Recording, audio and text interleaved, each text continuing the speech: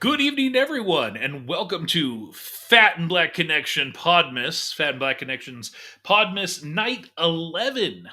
Yeah, 2024, baby. Yes, it is December 11th. We're a mere 13 days away from the end of this thing. Um, I'm your whiskey drinking friend, Mark, And I'm your beer drinking friend, James. and I'm doing the whiskey tour of the world, and James, you're doing the beer Beer advent. advent calendar. And you hopefully this isn't your first time. Hopefully you've been following along at home. Yeah, because if you ain't, that's crazy. Where normally what you're used to seeing is me doing whiskey tour of the world by myself and James doing his beer advent calendar by himself. But Yeah, on and then Wednesday nights we we come come together, together. baby. So last week I went first. You want to go first tonight?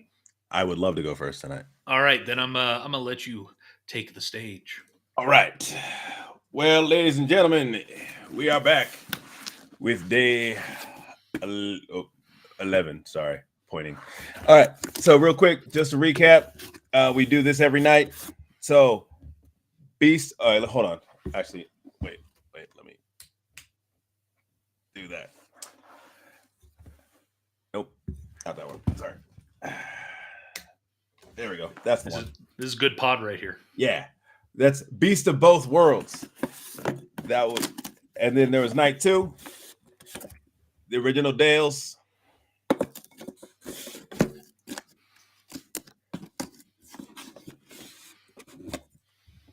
Unholy American Trapeel.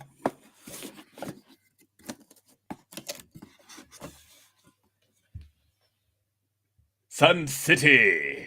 This was another one of those IPAs. I had a lot of IPAs in this box, which is kind of weird that they have an IPA box, but yet I had a bunch of IPAs in this one. Let's see. This one has been my favorite so far, Maduro. This was a really good one. Oh, like the cigar. Yeah, that's actually what it's named for. But that one was like one of my favorites.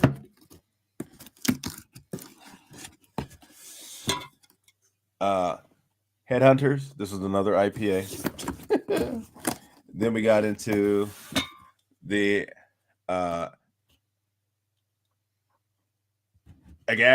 Allagash White, which was the Belgian style wheat beer. That one was pretty good. This became like my second favorite, which was the Golden Monkey, Victory Golden Monkey, which was a Belgian style triple ale with added spice. Day 9. Oh, this was a good one too. This was a Black butt. Black Butte. It shoots. Shoots Black Butte porter. I actually laughed when I first saw it too because I was like, "It's black butt." And then this was another IPA, Juicy Bomb IPA from Slope Brewing. I think I said Sloop Brewing, and I was like, nah, I think I'm saying that completely. Slope, like your butt crack? Yeah, like your butt crack. It's a slope. Anyways, so we're on day 11. And what to my wondering eyes should appear but a loose cannon from Heavy Seas Beer. But it's another IPA. Okay, right. it's like you planned that. I thought you didn't know what you were going to have. What? It's like you planned that because it actually rhymed. So no, actually, I didn't. I did not. That actually just kind of came out. I didn't. Oh. I just kind of made that up on the fly. Yeah. So I didn't look at this prior to, and but this is day 11. And I gotta ask, just because Cannon IPA. Are you doing that every night, like showing off every single one? Mm-hmm. Wow. And I say you can go back and recap just to see the full thing, but it's just been like this is I like to just make sure everybody knows what's up. This is Heavy Seas Beer, fearless, bold, independent, loose cannon, the fearless, long-standing leader of the Cannon crew. Oh, so it must be a number of different beers. It's the assertive bold flavor that started it all. Loose cannon is I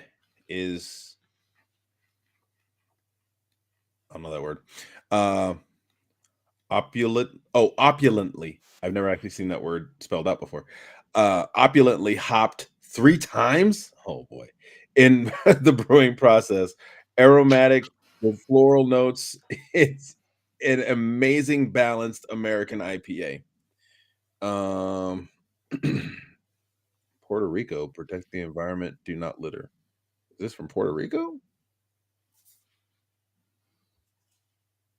Doesn't say.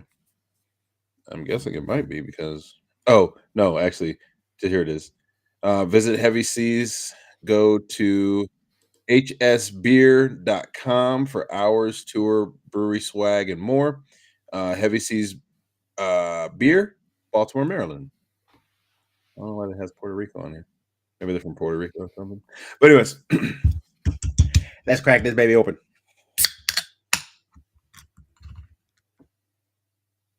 Oh yeah, that's an IPA for sure. All right. Tonight I'm using the well shoot, I gotta really get better at that. I'm confused on that. But it's the Kaboom Con official frosted mug, so you won't really need to see it. But if you see 2024. 2024, I'm gonna have to get the collection. But yeah, normally I have a clear glass, but this is another IPA, so it's nothing special. It actually looks a little bit darker than some of the others. And this is a frosted glass, so it'll look frosted regardless. Oh, too much head. Never too much head. Well, so let me get the like Mark says, get in there.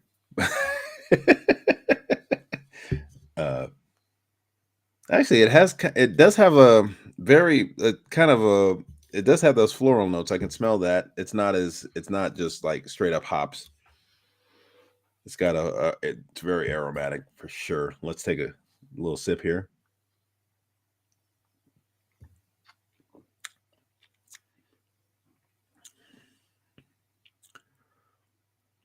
Oh, that's actually not. That's another smooth IPA. Yeah, like I guess maybe they've done some work on these IPA game because IPAs that like Sierra Nevada and stuff. Those were just like Yeah, I mean, I haven't had a Sierra Nevada. To be fair, maybe I should try one again and see because maybe it could just they be changed it. we're getting older. So yeah, so beer, yeah, tastes have changed, and so yeah, I think I would actually like to see what else this loose cannon has because they say it's the leader, and it started it all. So loose cannon from this is another East Coast beer too. I've had a lot of East Coast beers. I only had I think the only West Coast beer was the one that I had, the Black Butte Porter that was from Oregon. So, but yeah, no, this isn't bad. Again, not probably my. I would probably never actually look for this. This is not one that'd be like, oh, let me get that. But I've actually enjoyed the IPAs that they've had in here. Some of them haven't been so great, but yeah, this one's not a bad one. I like it. So I'm gonna go ahead and finish this off, and I'm gonna kick it over to my boy, Mark. very good. So here at the Whiskey Tour of the World, we're a little bit more refined.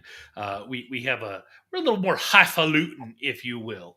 We like to do things a little bit more fanciful. Fanciful. So as we've shown off before, the Whiskey Tour of the World comes in a set of books with a nice book holder. So there are 5 books, one of which had 2 glasses in it, custom with the Whiskey Tour of the World logo on it. And inside of each book, there's a page or two on talking about different whiskey related topics. This one's talking about the water of life. No. Ireland and Scotland both claim to be the first to develop whiskey, and the liquor has become integral to their economies and culture. The first official record of the drink in Ireland is from 1405. Much to the chagrin of the Scots, whose earliest written evidence is almost a century later in 1494. Suckers. The Scottish term whiskey, no E, derives from the Gaelic Usnig Beatha or Uzabach, meaning water of life. Barley is the staple ingredient in Scottish whiskey and is particularly associated with Scotland's single malts. Barley established itself in whiskey and in whiskey use because it grew better than other cereal crops in Scotland's climate and terrain, and it was easier to malt than other grains. So I'm not going to read the whole thing. There's some more another page on global grains, but inside of each book there are 6 bottles. So there are 4 books that are like this with these bottles in them, and then, as I mentioned before, a 5th book that has had the glasses. The other thing that it comes with is this handy dandy guidebook. Guidebook. So tonight, what I will be drinking for your entertainment. Hold, please. Please hold. Here we go. This is called Krauss. Sulm Valley Whiskey, Distillery Krauss, straight whiskey product of Austria. Austria, not Australia, James. I heard you say Austria. I didn't hear Australia. Just want to make sure. So this is out of Austria. It is Sulm Valley Whiskey, 46% alcohol by volume. Distillery Krauss burst onto the world whiskey scene in 2022 when the distillery won Best World Whiskey at the Las Vegas Global Spirits Awards. Oh, We're going to need to go to this thing, James. I've never even heard of that before. Since then, the company has won around 100 gold, double gold, and platinum medals at international tastings. Wait, this is just since 2022? Yeah. So in 2 years, you won over 100 medals? Yeah. I didn't even know there was that many festivals. Yeah, it makes sense. A recent distillation was awarded 98 out of 100 at as Best World Whiskey at the Las Vegas Global Spirit Awards. Wow. 92, that's always considered amazingly good. A 98 out of 100 is, that's insane. What is this? What is that thing called again? The Las Vegas Global Spirit Awards. All right, cool. I'm going to look that up real quick. All right. So that's the spirit. Sulm Valley Whiskey uses corn from the Sulm Valley, one of the best corn growing regions in the world. And this is the main ingredient of the mash bill, accounting for 70%.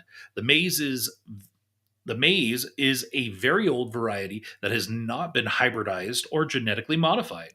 The remainder is divided equally between rye and wheat malt. The very soft spring water of the Coralpe is also essential for the perfect taste. So I'm going to read off some of the awards here that they have listed. Double Gold 2020 CWSA, Distillery of the Year 2020, 2021, 2022 World Spirit Awards. Double Gold Spirit of the Year 2022 World Spirit Awards. Double Gold 2021 San Francisco World Spirit Awards. Platinum 2020 and 2022 Las Vegas Global Spirits Awards. So that's just some out of the over 100 that they have won. That's insane. So based on that, I have high expectations for this. You ready for the tasting notes? Yeah. So on the nose, waxy, leather, and fruit notes. On the palate, similar palate with warm, waxy notes, stone fruits, a subtle sweetness, and gentle oak. And on the finish, a long and sweet finish featuring stone and tropical fruits, drying and peppery. So, dry and peppery. Yeah, based off of these tasting notes, I'm a little. I mean, we'll see. Like, I'm a little thinking like this might not be my favorite. So far, just in case you were interested, the favorite whiskey I've tried so far actually was the Scotland whiskey called Nicknean. I'm not going to go through every single one I've drank so far. Please feel free to go back and watch prior episodes. Yeah.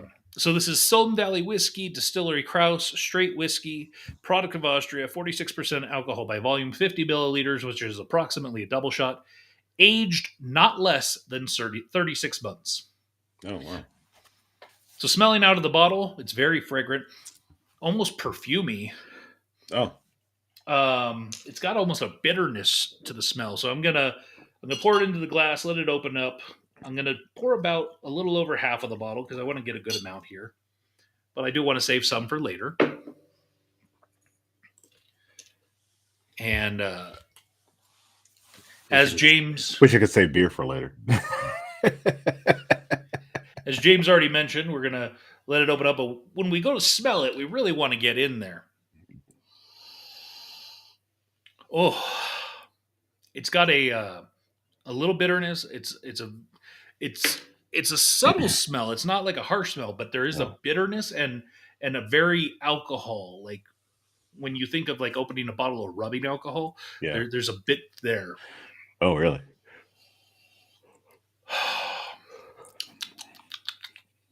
All right, let's see.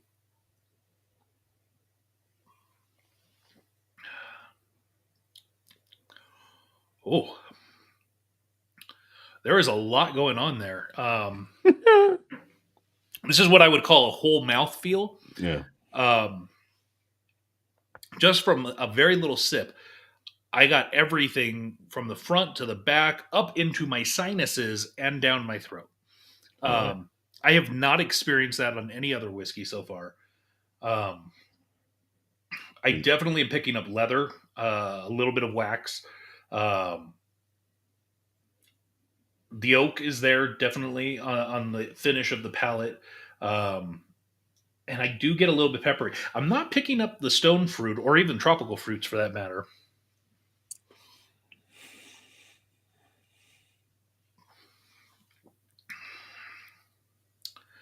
Second sip, much smoother, less surprising. This is very delicious. I would put this in my top three. I still don't think it takes the place of the Nignian. That one just was amazing. Now, when you Um, say whole mouth, is it just like is that a good thing, or is that like it's an experience. I oh mean, there are some whiskeys that you'll drink, or liquors in general, right, where you'll feel it on your tongue, oh but yeah that's about it. yeah Where this, like on my inside cheeks, oh along my gums, like I said, up into my sinuses, down everything. It was a full mouth experience, okay